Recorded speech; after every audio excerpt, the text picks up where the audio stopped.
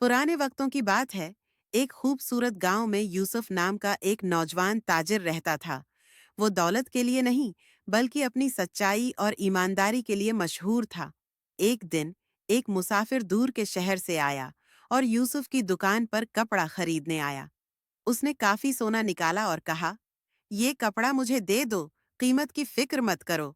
यूसुफ ने कपड़े को देखा, फिर नरमी से कहा, भाई, मैं तुमसे सच कहूंगा, ये कपड़ा इतनी कीमत का नहीं, मैं तो उसे आधी कीमत पर बेचता हूँ।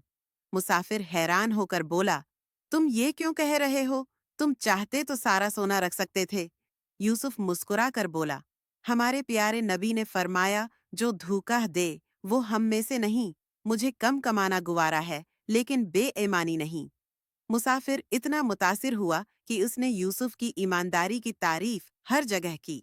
जल्द ही लोग दूर दूर से यूसुफ की दुकान पर आने लगे, क्योंकि सबको इस पर एतिमाद था।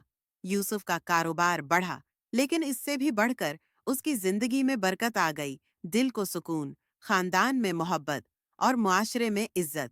ईमानदारी शायद फौरी दौलत न लाए, लेकिन ऐसी बरकत जरूर लाती है जो सोने से ज्यादा कीमती होती है।